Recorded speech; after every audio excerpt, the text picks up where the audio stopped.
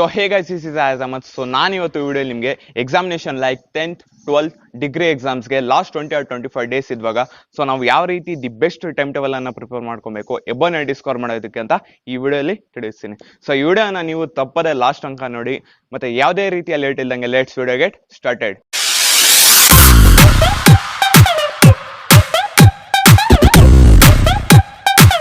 So guys, ನಾನು ನಿಮಗೆ the best time ಟೇಬಲ್ನ ಯಾವ ರೀತಿ ಪ್ರಿಪೇರ್ ಮಾಡ್ಕೊಬೇಕಂತ ಸ್ಟೆಪ್ ಬೈ ಸ್ಟೆಪ್ ಹೇಳ್ತಾ ಹೋಗ್ತೀನಿ.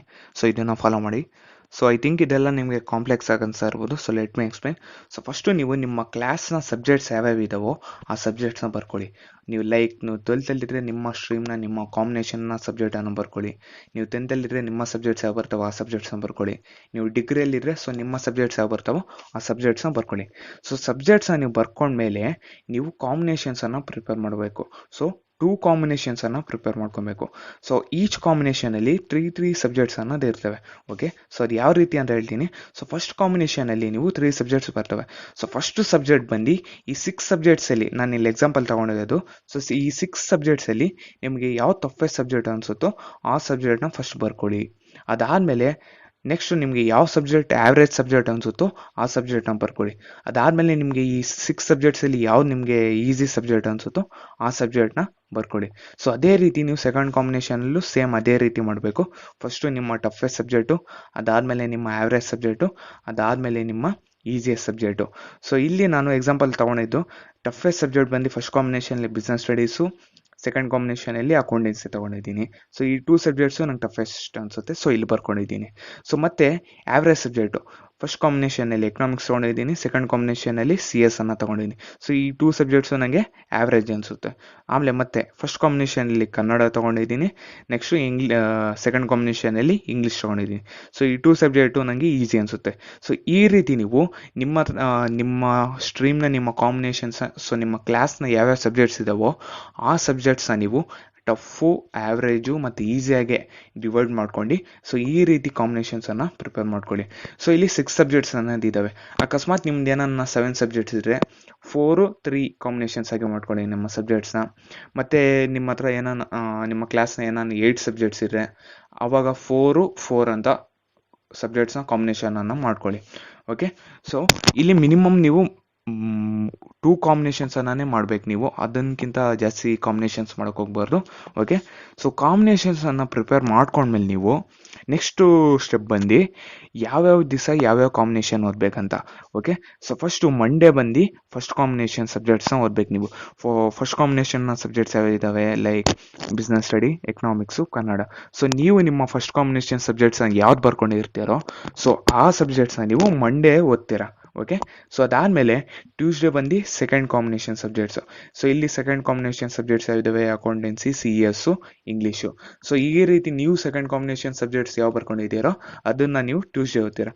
ಸೊ ಇದೇ ರೀತಿ ರಿಪೀಟ್ ಆಗುತ್ತೆ. Wednesday first combination, Thursday second combination, Friday first, Thursday second, ಮತ್ತು ಸಂಡೇ ಬಂದು revision.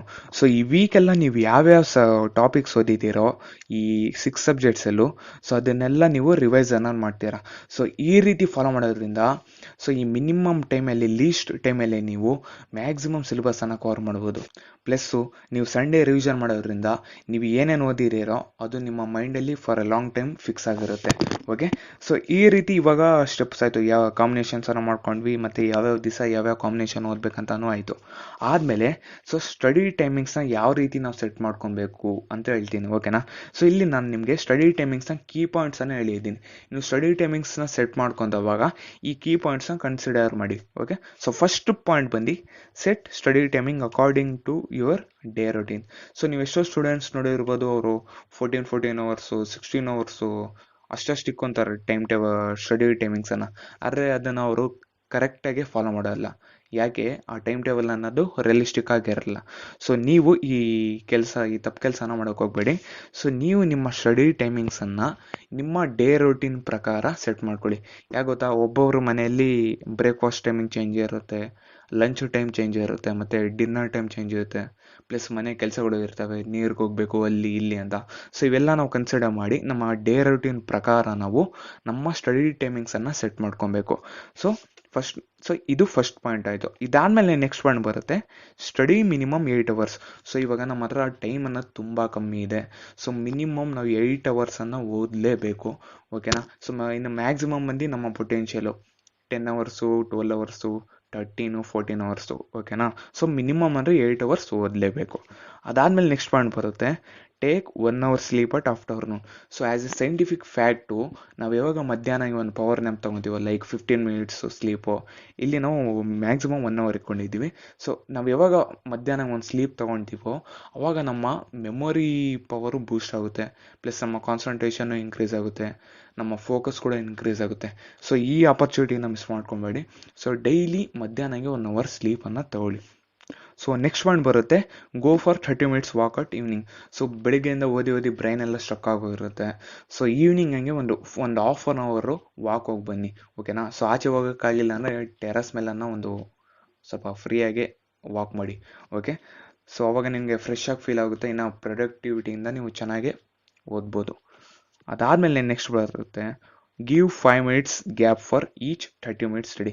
So each half an hour ಸ್ಟಡಿಗೆ ನೀವು 5 ಮಿನಿಟ್ಸ್ ಗ್ಯಾಪ್ ಅನ್ನೋದು ಕೊಡಲೇಬೇಕು. ಸೊ ಇದನ್ನು ನಾವು ಪೊಮೊಡೋರೋ ಟೆಕ್ನಿಕ್ ಅಂತೀವಿ. ಓಕೆನಾ. ಸೊ ಈ ರೀತಿ ಓದೋದ್ರಿಂದ ನಾವು ಏನು ಓದ್ತಾ ಇದ್ದೀವೋ ಅದನ್ನು ನಾವು ಬೇಗ ಕ್ಯಾಚ್ ಮಾಡ್ಬೋದು. ಸೊ ಯಾವ ಟಾಪಿಕ್ ಓದ್ತಾ ಇದೀವೋ, ಯಾವ ಸಿಲೆಬಸ್ ಓದ್ತಾ ಇದೀವೋ ಅದನ್ನು ಈಸಿಯಾಗಿ ಅಂಡರ್ಸ್ಟ್ಯಾಂಡ್ ಮಾಡ್ಕೊಬೋದು, ಮತ್ತು ಬೇಗ ಕ್ಯಾಚ್ ಮಾಡ್ಬೋದು. ಮತ್ತು ನಮ್ಮ ಪ್ರೊಡಕ್ಟಿವಿಟಿ ಕೂಡ ಇನ್ಕ್ರೀಸ್ ಆಗುತ್ತೆ, ನಮ್ಮ ಫೋಕಸ್ ಕೂಡ ಇನ್ಕ್ರೀಸ್ ಆಗುತ್ತೆ, ನಮ್ಮ ಕಾನ್ಸಂಟ್ರೇಷನ್ ಪವರ್ ಕೂಡ ಇನ್ಕ್ರೀಸ್ ಆಗುತ್ತೆ.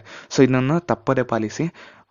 ಈಚ್ 30 ಮಿನಿಟ್ಸ್ ಸ್ಟಡಿಗೆ ಒಂದು 5 ಮಿನಿಟ್ಸ್ ಗ್ಯಾಪ್ ಅನ್ನೋದು ಕೊಡಿ. ಓಕೆ. ಸೊ ಇದಾದ್ಮೇಲೆ ನೆಕ್ಸ್ಟ್ ಪಾಯಿಂಟ್ ಬರುತ್ತೆ best subjects to study at. So ಯಾವ್ಯಾವ ಟೈಮಲ್ಲಿ ನಾವು ಯಾವ್ಯಾವ ಸಬ್ಜೆಕ್ಟ್ಸ್ನ ಓದಬೇಕಂತ. ಸೊ ಮಾರ್ನಿಂಗ್ ಬಂದು ಟಫೆಸ್ಟ್ ಸಬ್ಜೆಕ್ಟು. ಸೊ ನಿಮ್ಗೆ ಯಾವ ಸಬ್ಜೆಕ್ಟ್ ಟಫ್ ಅನಿಸುತ್ತೋ ಆ ಸಬ್ಜೆಕ್ಟನ್ನ ನೀವು ಮಾರ್ನಿಂಗ್ ಓದಿ.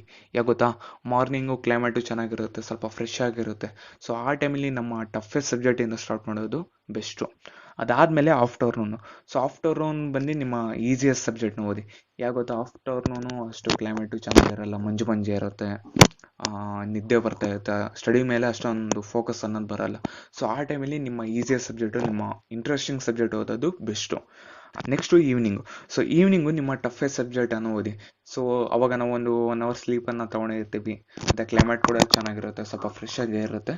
ಸೊ ಆ ಟೈಮು ನಾವು ಟಫೆಸ್ಟ್ ಸಬ್ಜೆಕ್ಟ್ ಓದೋದು ಬೆಸ್ಟು. ಆಮೇಲೆ ನೈಟ್ ಬಂದು ನಿಮ್ಮ ಆವ್ರೇಜ್ ಸಬ್ಜೆಕ್ಟನ್ನು ಓದಿ.